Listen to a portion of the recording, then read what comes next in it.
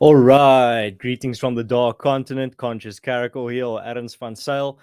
Here to shine a light on the goings on down south, but tonight we're going to be discussing a broader topic of ideology and ideologies and why they inevitably fail. It's actually my second recording of an episode today. I had an excellent conversation with Russell Lamberti earlier this morning in studio at AfriForum HQ. Very, very cool episode there. Really looking forward to uploading it here so you guys can see and give your feedback. That's Russell Lamberti. You will remember him from the Time to Dig a Trench and Time to Move episode, and also the economics of lockdown. He also joined me on this channel for the episode Economic Principles in the Bible. So channel regular and a good friend in real life as well. So welcome to tonight's show. We're going to be just doing a discussion stream. So it's just going to be me, no guests. And I will also be giving some extra attention to the chat. We'll be answering your questions, mostly keeping to the theme. I'm not going to be answering questions just about current events. If there's one that kind of relates to the theme, we we can get into that. But yeah, tonight's episode is very topic based. So tonight's title for the episode is The Ruins of Ideology, and this is a topic that I chose because I'm currently writing a new piece for the think tank Upinor about, well, firstly, I wanted to turn my Africa episode, I think it's titled Thoughts from the Dark Continent. You can go check it out. I did it a few months ago, and it was about my impressions from growing up in Africa, traveling Africa, experiencing Africa and the many cultures and different aesthetics here. And I turned that stream into an opinion piece. I wanted to challenge myself because it is a bit more abstract, the topic of capturing the essence and the spirit of a continent and the type of solution making that goes on here. But in the end, it turned into almost organically, it turned into an opinion piece on why ideology fails, an anti-ideology opinion piece or essay. And I didn't even plan it that way. It just naturally manifested. And I see people are trickling in. Kermit is here. Guardian Prepping is here. Rick Hearn is here. Goeienaand. Kermit is here. Hello. Vingel is here. Hello. Artie is here. Good evening, Ernst. Good evening, everyone. Glad you tuned in. Let me just see, as my friend the Prudentialist says, Ernst actually needs other people to show his content because he won't. So I gotta remember to tweet out that we're actually gone live. But that's done now. All right. I see Sideliner Opinions is also here. Goeienaand. So whether you're living in the Western world or in South Africa, you are living in different to a different capacity and different levels in the ruins of ideology. You're living in a society that has been very heavily damaged by ideology, specifically in the West. But then also here in South Africa, we're also seeing the ruin caused by it. So the West has been the laboratory of ideologies with grand visions for a very long time, especially in the 20th century. I would say the 20th century is the century of ideology, in where ideology as a secular religion almost become crescendos and is at its absolute peak, I would say, was in the previous century. And of course, 20th century being characterized by the three main ideologies, liberalism, communism, and fascism, with the fall of the Berlin Wall being the fall of communism as an ideology, and then only liberalism remained, which kind of by default gave it the title of world ideology or Western world ideology. And it was then that's why many people at the end of the previous century kind of were deluded into declaring history has ended and that it has concluded. We have figured out the perfect formula, and now we just need to spread this gospel all across the world, and then we will move on to the post-history era. We now here in 2022 can confirm that history has in fact not concluded, still marching ahead going forward as it always has, but not linearly, still in yet another cycle as it has always gone. I see a few more people have trickled in. Kingdom of Finland says howdy. Dagbreker I see is here. Years is here. Sideline opinion says Africa tries to cope with the harshness of reality. Yes, well, Africa is the red pill. Africa is outside of the matrix, as I stated in that stream. Thoughts from the dark continent. But uh, you can go check that out after this episode, and you got to look forward to that piece of mine. I'm not going to go into the content of that. I'd rather that you just read it in its entirety. It's still a little bit of work left, a little bit of polishing, but it's I'm feeling good about it. I see a Kermit says you forgot the ideology of free speech. Yeah, that's a nice little reference you got there. Yeah. All right. So let's set the stage. So, in his famous 1974 text, Live Not by Lies, Soviet dissident writer Alexander Solzhenitsyn, Jordan Peterson fan favorite, but genuinely great writer, great insights to be gained from him. Alexander Solzhenitsyn equates ideology with a great lie. For Solzhenitsyn, ideology is based on the false assumption that society and even human nature itself can be reshaped and engineered to predetermined specifications. Patrick Deneen argues something similar in his book Why Liberalism Failed, which I actually have here right next to me. That's my unorthodox bookmark. So Patrick Deneen in this book, Why Liberalism Failed, observes that ideology fails for two reasons. Firstly, because it is based on falsehood about human nature and hence can't help but fail. And second, because as those falsehoods become more evident, the gap grows between what the ideology claims and the living experience of human beings under its domain, until the regime loses legitimacy. Either ideology enforces conformity to a lie it struggles to defend, or it collapses when the gap between claim and reality finally results in wholesale loss of belief among the populace. Incredible quote, which also kind of lays the foundation for the conversation here tonight. I see Yiz says, no worries. I just like listening each week. I love what you're all about, and the stream fits perfectly into my schedule each week. Well, that's excellent to hear, Yiz. Nice to see you here once again. Let's see here. Let's get back on track. All right. So I actually this week had the privilege of having a private conversation with Professor Deneen. It was actually a conversation set up by my good friend Paul Maritz, and we were able to ask Patrick Deneen questions, and we were able to share some thoughts from here from South Africa. And he was quite surprised that so many thinkers and writers and just content creators here in South Africa had read his book. And he was quite flattered by that fact. And he made an interesting comparison that I was unaware of. So when my turn came to ask a question, I asked him specifically about this topic of ideology and why in his book he comes out so strongly against any type of ideology and actually takes an anti-ideology stance. Because I told him when I started working at AfriForum as part of the Solidariteit movement, many people within the movement, like Flip Base, constantly referenced and mentioned the fact that we are an anti-ideological movement. And that in 2019, when I started working there, it didn't really make sense to me. I mean, we all need an ideology to guide our political thoughts and our policy recommendations and whatever.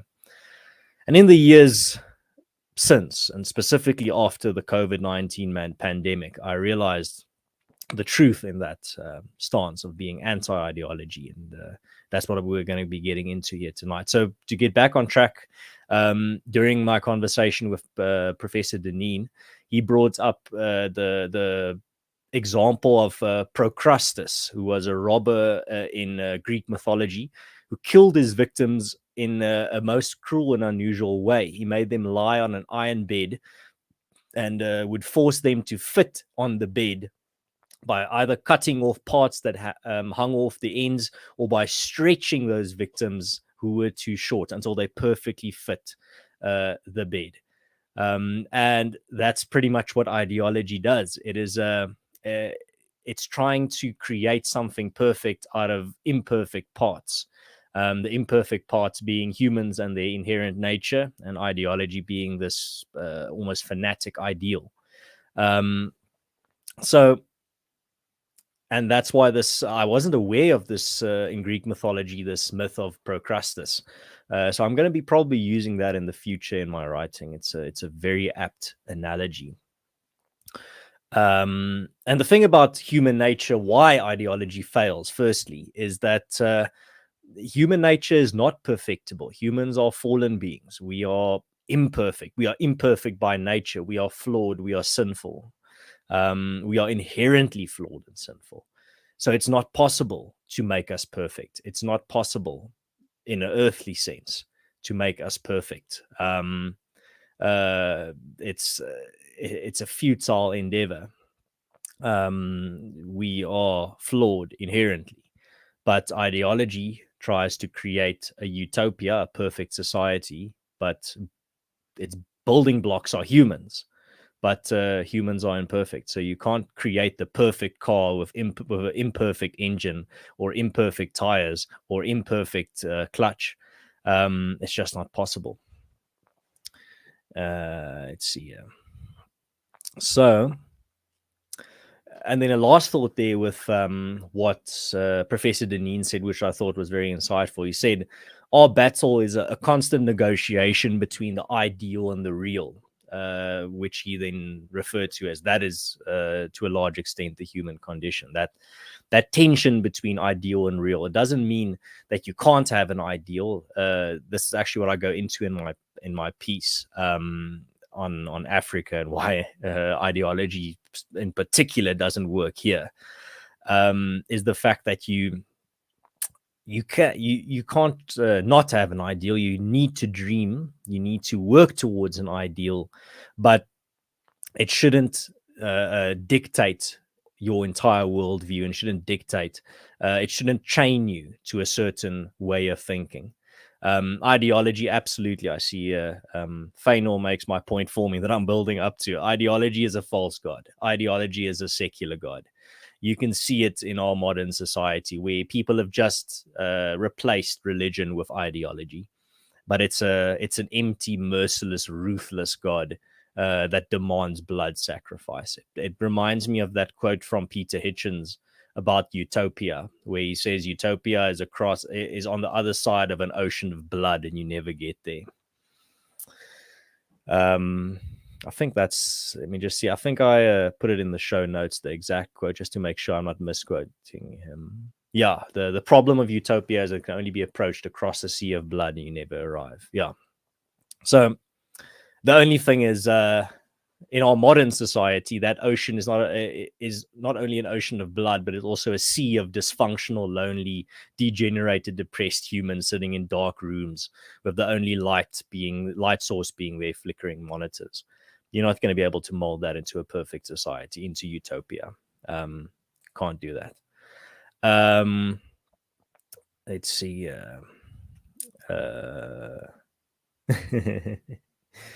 Linhorn asks, goeie genade Hindu, slaap jy ooit? Ja, Hindu is altyd hierso. Altyd. Hindu always tunes in very, very loyally. Thank you. I really appreciate it.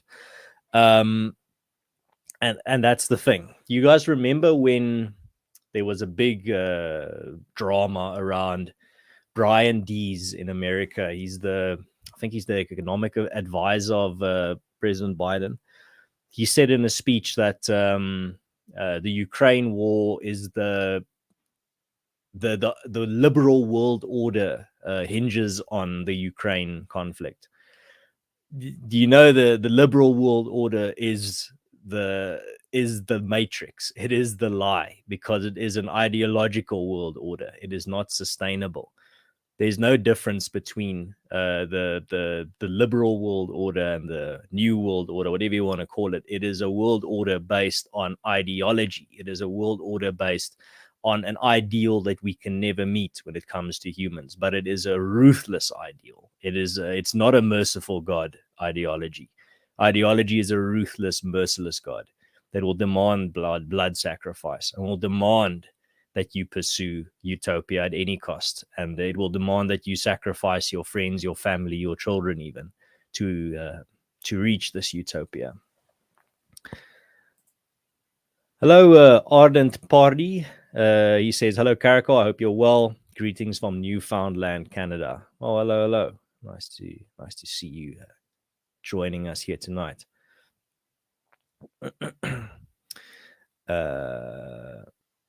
Let's see.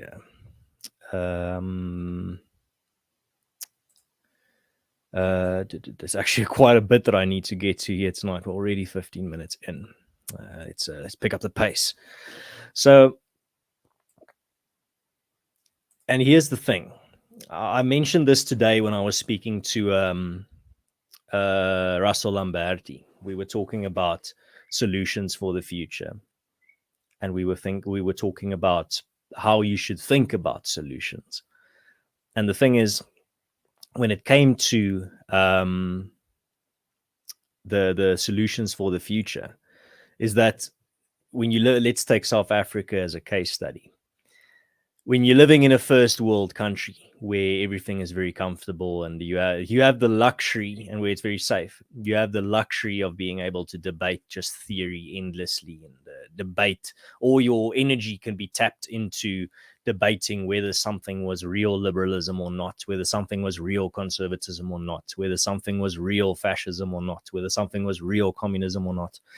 Endless debate about theory and definitions, and like, that's not real X, that's not real Y, a true Scotsman does this. That's a very clear symptom of a society that's very comfortable, when you have the luxury of just debating theory endlessly. But that doesn't mean that you should never talk about theory. I mean, tonight's episode is about theory and ideas. Tonight's not a hard-hitting pragmatic episode where we're talking about this is what we're going to do, this is how we're going to achieve these solutions.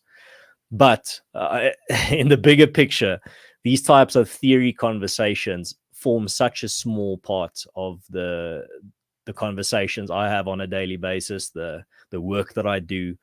It's almost a negligible percentage of it is stuck in theory and in just ideas. Most of my work is in the laboratory of pragmatism, because living in South Africa means we don't have the luxury of just debating theory endlessly and pouring all our resources into that. Here we kind of have to, out of necessity, focus on where the tire hits the road. If your ideology says this should work, not just in theory but in practice, and you experiment with that solution over and over and it doesn't work, you don't have the luxury here of just continuing that same experiment. You have to jettison that idea and try something new. You can't just stick to trying to constantly follow what your ideology says is going to work. You just have to implement it right. That's the problem. See, every ideology, I mean, the cliche is always communists and Marxists saying that wasn't real communism. But every ideology falls into this type of thought. Fascists say that wasn't real fascism.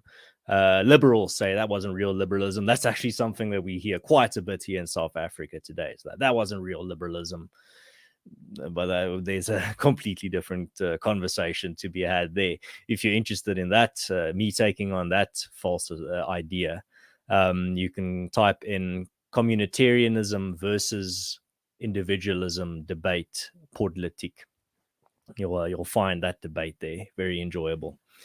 But yeah, so when it comes to I was on a build up to something there.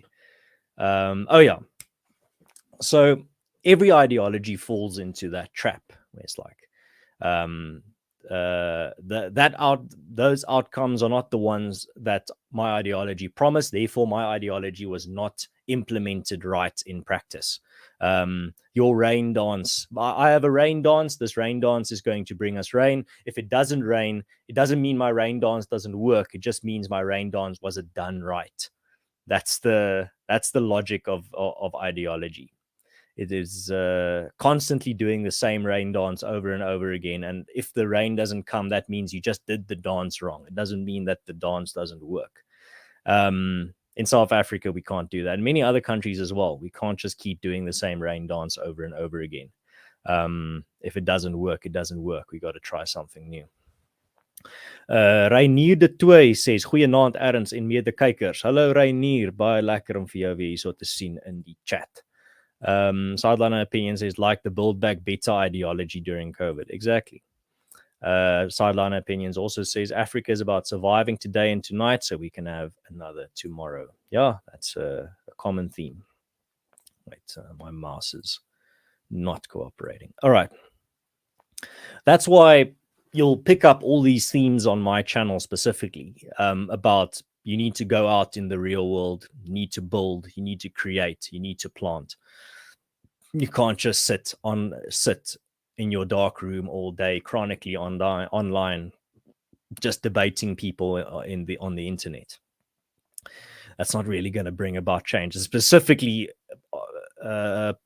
definitely not if you're living in a third world country like South Africa. Doesn't mean you can't indulge now and then, but you'll see through my transformation as an online content creator, a lot less debate, a lot more solution formulation and execution. Because I just don't have the luxury of debating constantly online. It doesn't achieve anything. I've got some real issues of my own in my country, for my community, for my language, for my culture. They are constantly under threat. My children's future is under threat. I can't just spend my time then debating ideology online. So I got to be there in the real world. But use that as an example, even if you're living in a first world developed country, that this could happen to you anytime, could happen to your children. So you need to start also building, planting, creating, building dam walls, building reinforcements, making sure that you are ready and prepared if the shit ever were to hit the fan, so to speak. Let's see. Yeah, that's. I think it was the distributist that mentioned in one of his recent streams that he brought up the line from No Country for Old Men of if the rule you followed brought you this, what use was the rule? And that's exactly the critique that I'm going into tonight. Is the fact that your ideology can tell you the most beautiful story. It can have the most coherent, perfect theory. But if it doesn't produce the outcomes that it promises over and over and over again, you can't keep doing that madness. You can't keep indulging that insanity, especially not when the state around you is collapsing, like in South Africa, and where crime is rampant and basic service delivery is not there. Then you can't keep just doing the same thing over and over again. That doesn't work, even if it's a beautiful story. Even if it's a beautiful, perfectly formulated ideology that's in the laboratory of science was perfected. Not the laboratory of science, the laboratory of ideology. You can't keep doing it. And yeah, as Dachbrika says, the rain dance ideology is excellent. Yeah, well, that's the simplest way I can describe what I'm trying to convey. It's like you have these people that are just doing this dance over and over again, not the precipitation is not coming. And they're just saying you just did the dance wrong. You didn't paint your face the correct way. You didn't do the moves right. There wasn't enough people that did the dance. You didn't do the dance on the right hilltop. You didn't do the dance at the right time of day. That's always all these little excuses. Like, no, maybe there's nothing in a rain dance. Maybe a rain dance can't bring rain. That's the realization that needs to come, especially during a drought. Then you need to start thinking realistically. And yeah, but what is the alternative? That's the question. We'll get into that now. But before we get into that, sideline opinions with a spicy take. The problem with most of the American and British solutions for South Africa, they are ideologically based, which might not have worked under completely different circumstances, but not in Africa. Yeah. It was Ian Smith that said it's very easy to propose solutions for countries that are thousands of kilometers away And when those solutions don't work, you don't have to live with the consequences. That's exactly what you're describing there. There was another. Oh, yeah. Guardian prepping makes a good point. He says, don't forget to hope for the best, focus on silver linings while preparing for the worst. That's the other thing. Don't get blackpilled, don't get nihilistic, don't become just depressingly cynical about everything. Don't just think, everything is lost, and then you just become a doomer. There is a lot of hope, but whether that hope materializes is going to be determined by, are you prepared to make sacrifices? Are you prepared to work hard? Are you prepared to take responsibility? Are you prepared to work, to build, to plant? There was another thing in chat I wanted to get before I continue. It was this Dagbreker one. He says, I've watched that debate.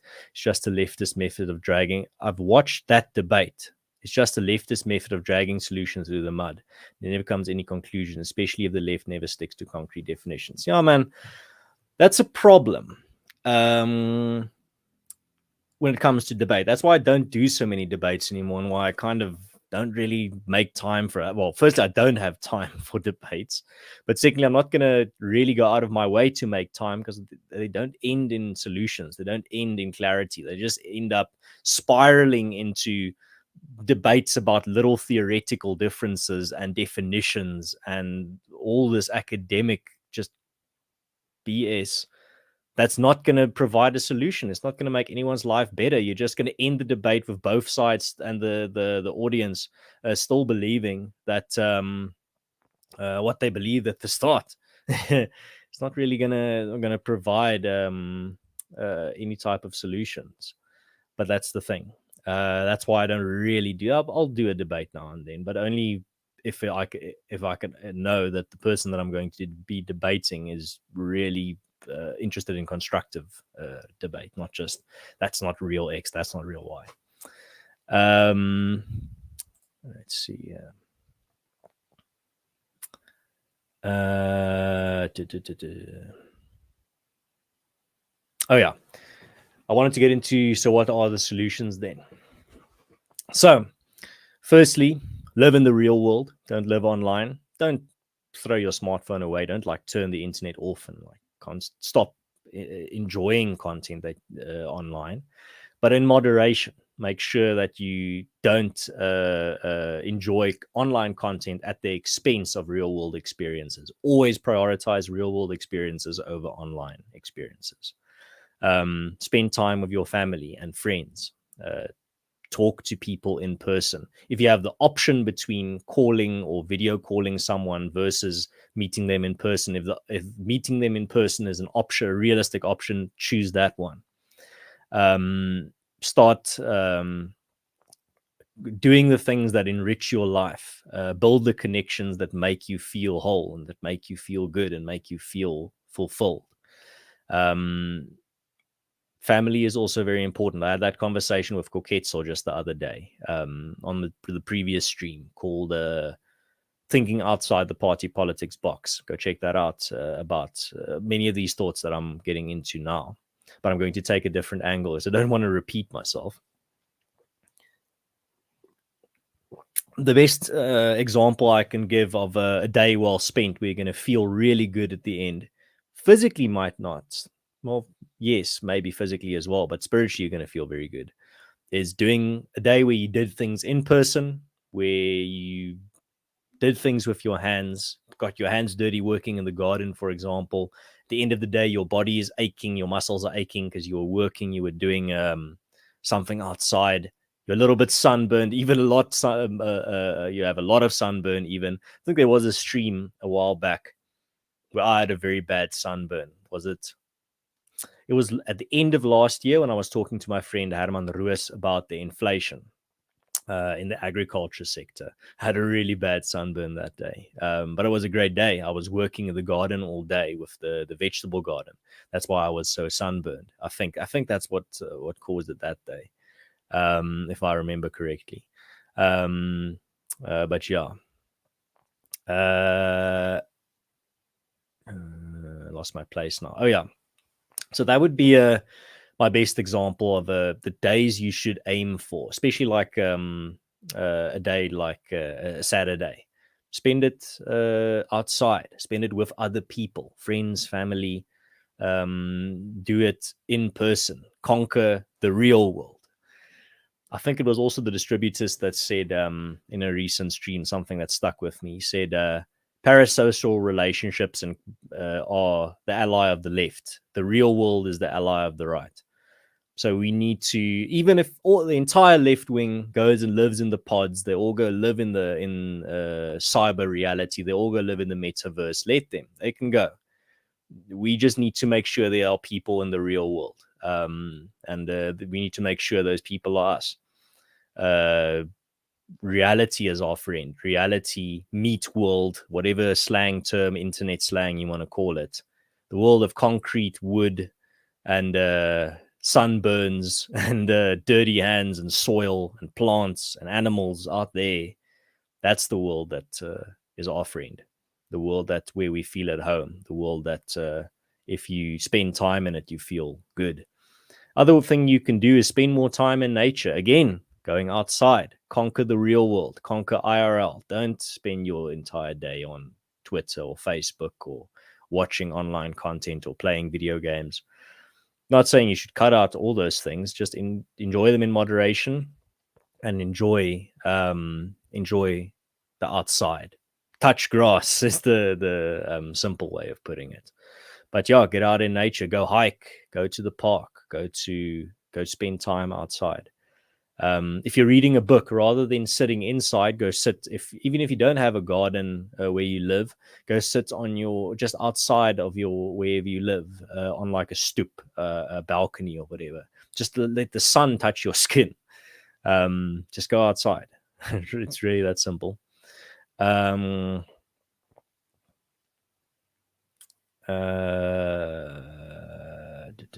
see. Okay. So the other thing is,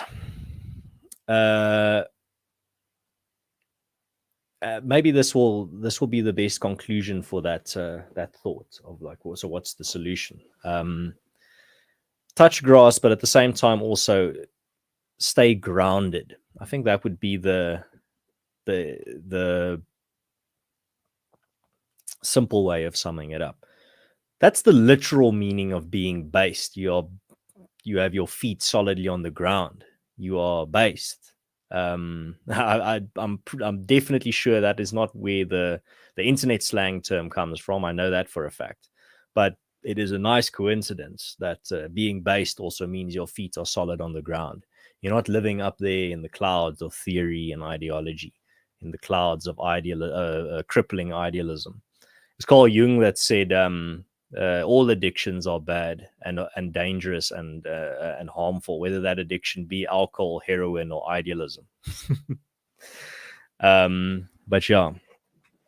Oh, I see Christoph Smits says, I'm getting pretty tired of not getting notifications for your streams, even when I click on notify me. Not going to need, I'm going to need to set the alarm. That's very sad to hear.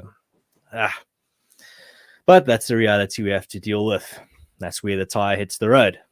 Ideally, in a perfect world, in a utopia even, if you are so inclined, all the notifications would go out to everyone and everyone would know when I'm live. But we don't live in a perfect world. I would still recommend that people click the bell to be notified when I go live and when I update. Maybe once in a blue moon, you will get that notification. Otherwise, you're just going to have to keep an eye on my social media. But I always stream at 7 o'clock Central Africa time on a Tuesday. That's when Stream of Consciousness is done.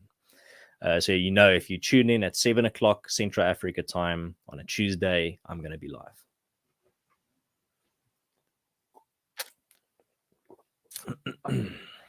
Also, being based, having your feet solidly on the ground means that you're not in an ivory tower. So that's also a nice little piece of symbolism there. Let's see. Something else I wanted to touch on. When it comes to... Oh, wait. Before that, there was another... yeah, this one. Sideline Opinion says, get involved in your community by joining service clubs or organizations like AfriForum. That's another point I wanted to make there in the part about the solution. And that's what I talked about with Russell Lamberti today in that episode we recorded. Will be released next week. So stay subscribed. It's going to be hopefully in your subscription box. Click that bell so you know when it when it arrives in a perfect world. One of the other things we talked about is, again, I mean, before I get into that, I think it was the Prudentialist that mentioned in a chat with Geo. I think it was in their latest stream on his channel where they talked about. I think the stream is called the Digital Archipelago, and they mentioned the fact that when it comes to, did I really just lose my train of thought there while I was thinking about the stream name? 1 second. When it comes to solution making, maybe I'll get into that thought first, and we'll come back to me what I wanted to reference there. So what me and Russell talked about today was not only, there we go, there it's back on track. So the Prudentialist mentioned that when it comes to simple truths, things that often bore many people, say, we know this, get on to the new hot spicy take, we already heard this, we know X is bad, we know Y is good. He made the point that, but people don't understand these simple things. You might understand that as one of the people that you regularly consume content that reaffirms these truths to be true. But there are many things that people still are grappling with to figure out which is true and which is not. A lot of people only woke up to the truth a few months ago, a year ago, 2 years ago. A lot of people woke up during the COVID pandemic.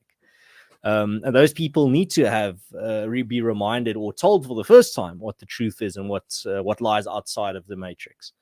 So it is important to keep repeating simple truths, even if a lot of people in the audience have already heard them ad infinitum.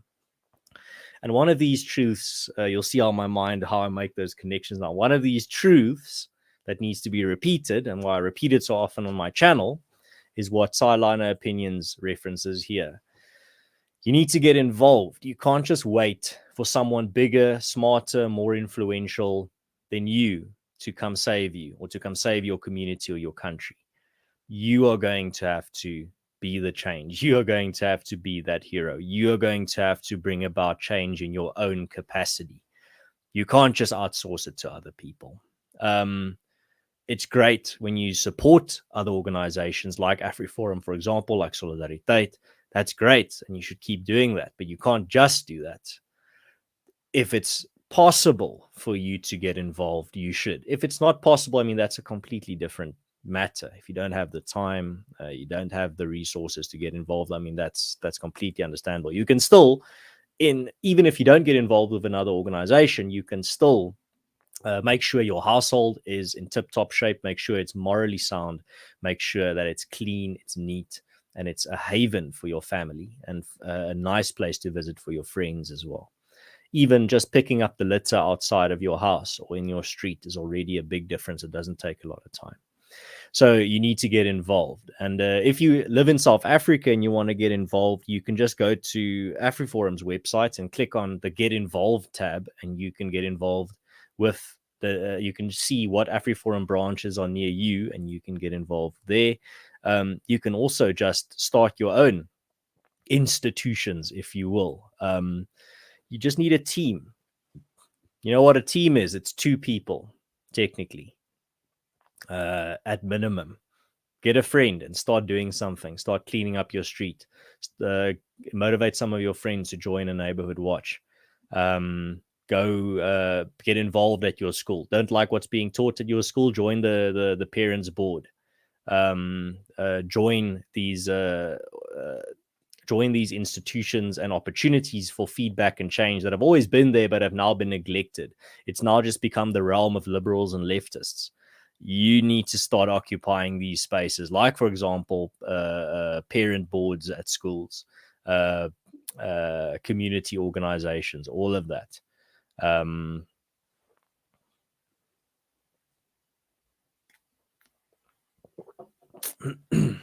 and that's the thing.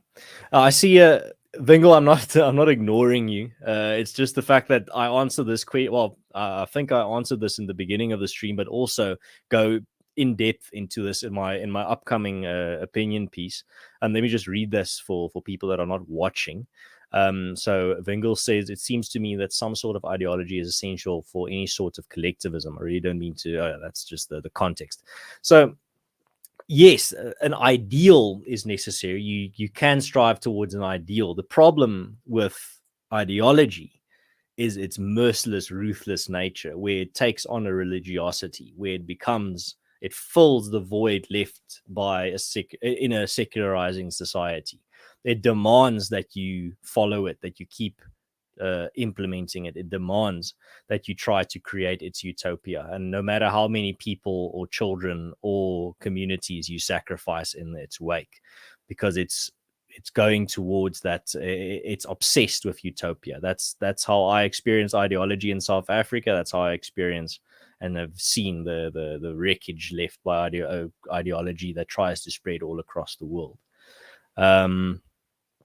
Guardian Prepping says, but anyway, Vingle, thank you for your. I'm thinking in Afrikaans now. I'm thinking about insette inputs. Thank you for your inputs.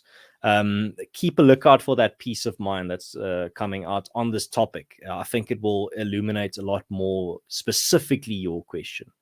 That should be out on Webinar within the next few weeks, 2 to 3 weeks at the maximum. But yeah, thank you for your inputs. There, my mind went to the English.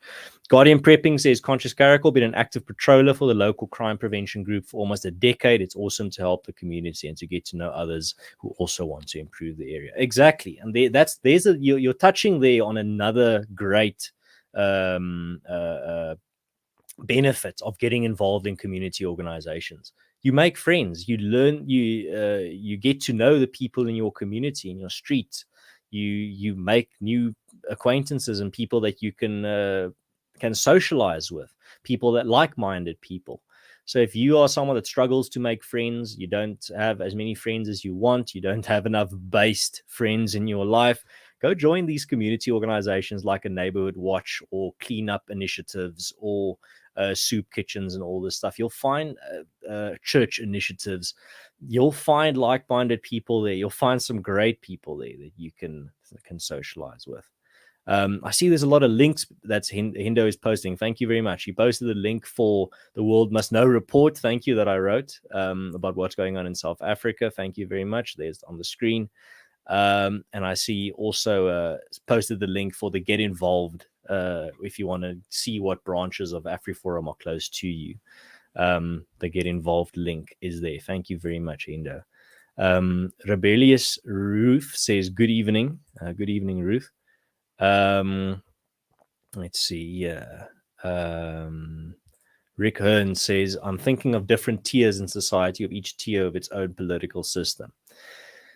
Each tier, well, as you see it, each tier in society, I think as well, has its own challenges, own responsibilities, own methods that how you can make it better.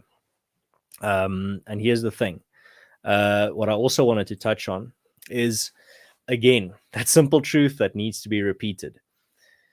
When you are trying to make a change in your own life and in your community, the biggest debilitating approach to that is if you are trying to change the world. I've mentioned this so many times, but I have to keep repeating it because a lot of people still don't understand.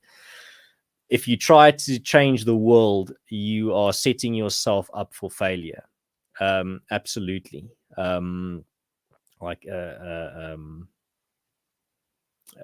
You're setting up yourself for failure, definitely. Because trying to change the world is like trying to move Table Mountain from Cape Town to Johannesburg on your own. I mean, you can set that goal for yourself. You're just not going to be able to reach it, and then you're going to be down in the dumps and nihilistic and blackballed. So rather set goals that you can achieve, goals that you can reach, got simple goals. Start within your capacity.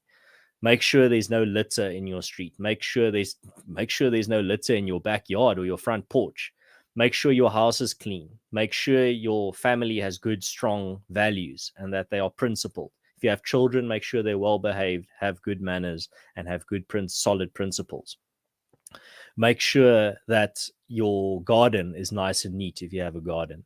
Make sure that when your friends or family come to visit, your house is in a good state and that it's nice to come visit at your place. Do some effort there. Make sure your house is a beacon of tranquility and harmony and neatness and basedness, but in an aesthetic way. Make sure it's a nice environment. And not just inside, outside as well. I can't remember who made this point. I was in a conversation about city design. It was Frans de Klerk from Urania, the main town designer or planner there. And he said the thing about the outside and inside of a building is that the inside, people always focus on making the inside nice, but the outside of the building is the inside of the street. Think about that for a second. The outside of the building is the inside of the street. So people walking down the street see the outside of the buildings almost like the walls inside of a house. So a street is like a corridor, specifically in a city. We're walking down a corridor, but when the outside of the houses are ugly, it's like walking in an ugly inside of a house. Let's see, there was a question here I wanted to get before I miss it. Here we go. Morgan asked, hi there, I was wondering what your plan might be for dealing with potential food fertilizer shortages over the coming months. I haven't really given that a lot of thought. I might do an episode. Maybe I should invite Herman Roos, my farmer friend. I have many farmer friends, but he's my good farmer friend. Invite him on for exactly that question. Morgan, good question. I don't have a satisfying answer for you now. I'm going to have to think about it myself. I don't want to just shoot from the hip and then I'm not really giving you a good, solid answer. So I'm going to have to think about it, but very good question. Yiz says, I stream to YouTube, but I don't leave them up because we cover hot news and spicy memes, so they can't stay up on my platform. My channel would be struck down. Yeah, that's unfortunate about the platform that we use. Shinkendo UK says, hello from Morning Shot. Hello, Shinkendo. I'm glad you tuned in from probably the Morning Shot Telegram. All right, I see Hendo again has given the link for the Get Involved link if you want to get involved with AfriForum if you live in South Africa. Great. Rick Hearn says, cheers, load shedding. Thanks, Ernst. Are you saying it just started load shedding? That's really bad, Rick. I hope I'm misunderstanding you because that sounds really bad. Morgan says, thanks, CC. Yeah, I want to give you a solid answer. So I think I'll invite Herman back so we can chat about specifically that question. Oh, I didn't know that's your username, Byron. Welcome. I'm glad you tuned in. I hope tonight's conversation has been interesting for you. If you want to chat about this or related things on your channel, let me know. We can make a plan. Yeah, I didn't know that's your username. I just know you as Byron. So yeah, I wanted to get to a last thought before we start wrapping up here. And I've been taking a lot of care not to repeat anything from my episode that I recorded today with Russell, because it's really one of my favorite episodes so far this year. My favorite episode until now was definitely my let me just get it here. My previous, I'll put a link in the chat. It was the stream I did with Tanda Mabaso about the total state versus the family. That was a great episode. It was definitely my favorite episode of the year up until now. Just put it in the chat there. But today's episode that I recorded with Russell is close up. There's probably my favorite episode now, if not first, second. Archie Pandey asks, any insights into what the tipping point is for an ideology to become cemented in society? That's a very difficult question. tipping point for an ideology becomes cemented in a society. I don't think ideologies become permanently cemented. They can become cemented for a long while, but they eventually start breaking down. So the tipping point for when it is cemented, I think, is when the state itself adopts it as the state ideology. I would say that's when it is cemented in a society. And when it starts breaking down is when the promised outcomes of the ideology and the ideology's theory, the gap between that and reality becomes too large. It reaches a critical gap where it just collapses. And then that's where we currently are with the ideology of liberalism. Yiz says that was a fantastic episode with Tanda. I'm thankful I was there live for that one. Yes, it was a very great episode. I really, really appreciated Tanda's insights there. Rebellious Youth says good stream earlier at 7:00. She's talking to Byron from Morning Shot. Yeah, I haven't didn't watch that stream yet. Byron says, my favorite work you've done is your interview with Russell Builder Trench. Wonderful work. Yes, well, that's what I'm talking about now. Is I did a follow-up episode with Russell just this morning, recorded it in studio. That's going to be published next week, probably. It should be next week on my channel. So look forward to that. Really, really good content. I'm looking forward to learning what you guys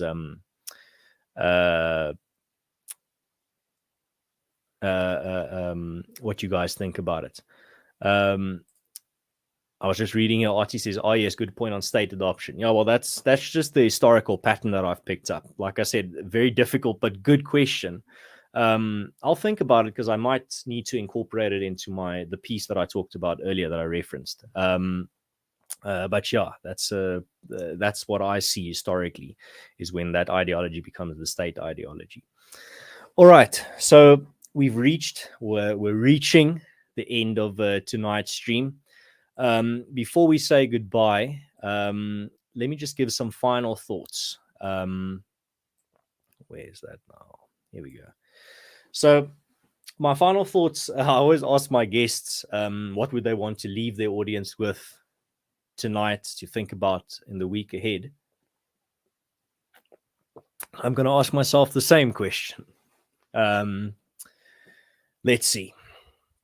When it comes to what I want you to think about this week, and something a little bit of mental homework, I would say think about what you want to change in your community. What don't you like about what's going on in your street or in your household? Write it down, document it somewhere, and then immediately, next step, you start thinking about what you realistically can do about it. And then the final crucial step, just as if you want to go to the gym, you don't just say, well, I'll definitely go to the gym next year. That's my New Year's resolution. So no, you go to the gym. You actually do it. You don't just, when you listen to a stream, when someone says makes a good point or proposes a good solution, you don't just sit back and think to yourself, oh, that's a good solution. He's making a lot of sense there. And then nothing happens. You need to start being part of that solution. You need to start also being part of that solution. Also start working towards it.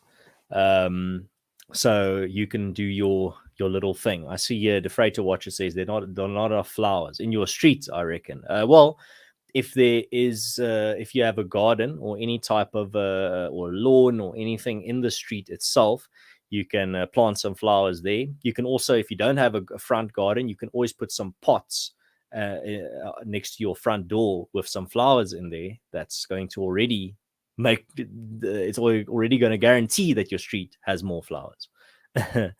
So I see everyone is now sending in the end of the chat, end of the stream messages. So yeah, just to conclude that point, don't catch yourself when you hear ideas that you agree with and you think that's a good solution, where you think that's a good solution and then nothing happens. Or for example, someone tells you need to work out. That's how you get healthy. You think, yes, I need to work out.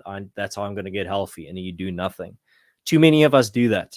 Too many of us hear all these great ideas and solutions. I'm not saying you're hearing all these great ideas from me. I'm talking about in general. You hear the great ideas out there, people making good points about solutions and what to do, and you recognize them as good ideas, you recognize them as practical, you recognize them as realistic, but then you don't do them. You just postpone doing them. Start doing them. Uh, and that would be the final step there. So once you've identified the problems in your community, once you've identified the things that you'd like to change, next you identify how you're going to change them and when. Not just how, when as well. You say, next week I'm going to join, for example, the AfriForum branch or the AfriForum neighborhood watch in my community. Or next week, there's not enough trees in my street, so I'm going to plant a tree in my garden next week. That's all. This Saturday I'm going to do X. That's the only way you're going to bring about change, is you identify the problem, how you're going to contribute to fixing it, and then when you're going to do it. And you set a reminder for yourself, not just, yeah, I'll maybe do it. Like, no, this Saturday I'm going to do X, or next week, this day I'm going to do Y. That's the only way. But yeah, thank you very much for all your excellent questions and inputs here tonight. Dagbreaker says people want to greet you. YouTube streaming always boomer ending always catches Sargon. I haven't watched Sargon in a long time, so I'm not aware about what you're referencing there. But thank you very much, Dagbreaker. I see you were also in the chat with that stream that I referenced earlier between Geo and Prudentialist. They actually addressed a few of your comments there, and they said it was very good. So it was nice to see. How do they pronounce your name? Dagbreaker. I think that's how they said it. So, guys, before I say goodbye, I would just like to again use the opportunity to thank the sponsor of the show. They've been a sponsor for a long time, and I'm very appreciative of it. Bitvice. And they are here to tell you that Bitcoin is the complete hedge against the global debasement of money, inflation, and government overreach. Bitvice is a South African first Bitcoin only self-custody solution that helps individuals and entities buy and hold Bitcoin for the long term. It's only available for my South African listeners. But if you're a South African listener and you're interested in getting involved in crypto and Bitcoin specifically, definitely go their way and ask them all your questions that you have. Bitvice believes that everyone should hold their own Bitcoin and trust no one else. Recently, there have been a plethora of crypto custodians going bankrupt, taking their clients' Bitcoin with them. That is why Bitvice never holds your Bitcoin. They tell you how, and they send it immediately to your own Bitcoin wallet where you hold the keys. So simply sign up to Bitvice, link your bank account securely, and buy Bitcoin in seconds. Visit bitvice.io or click the link in the description and begin your journey in Bitcoin or crypto if that's something that's you're interested in and still want to go check out. There's a link in the description. Very nice guys. They'll get back to you very quickly. Even just if you have inquiries about the subject, they're very, very helpful. And then lastly, thank you very much, everyone, for your excellent comments or your very nice messages. I really appreciate it. You are part of the content, and I don't just say that as like an internet cliche. It's true. These messages that I can that you post in chat that I can put on screen, that's part of the content. That's immortalized there. Your questions that I can answer and react to, your comments that I can react to, helps me structure the create content for the stream, helps me structure it. It's really nice that it really helps me out. I'm not just saying that. It really helps me out when you also give your inputs, and they're always very, very high quality. So thank you very much. That's very nice to see.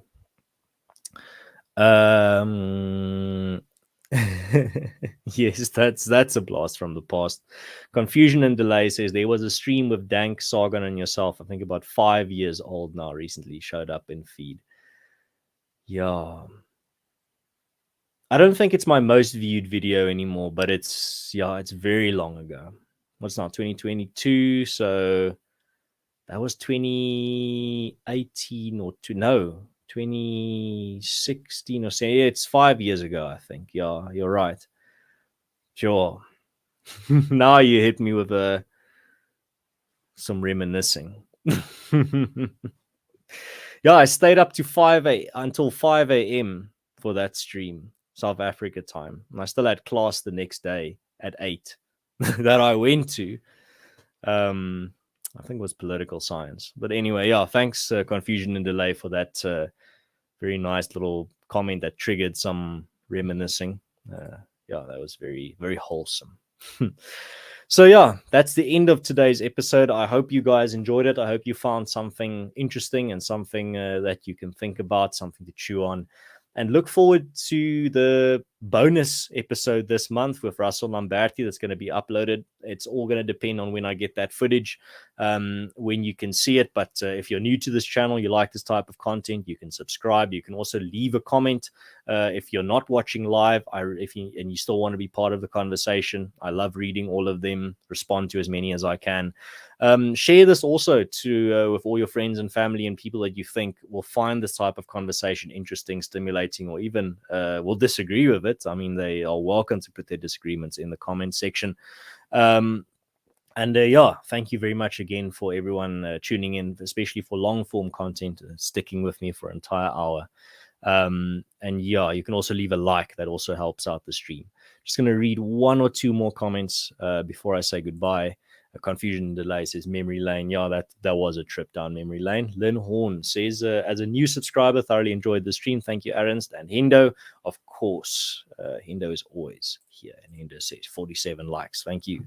That really helps out the show. Nick Muller, also a regular here, says nice. It was nice. Thanks, Adams. Thank you very much, everyone. Enjoy the rest of your evening. Enjoy the rest of your week, and also have a safe weekend. Enjoy it with the people that are important to you. Enjoy it with people in real life out there, not on here the entire day. Turn off the phone, turn off the laptop. A little bit of boomer advice for you there. Leave the online space once in a while. Reality is our ally. Our world is out there. The parasocial relationships and being chronically online and living in the pod, living in the metaverse, living in the virtual world is the left's ally.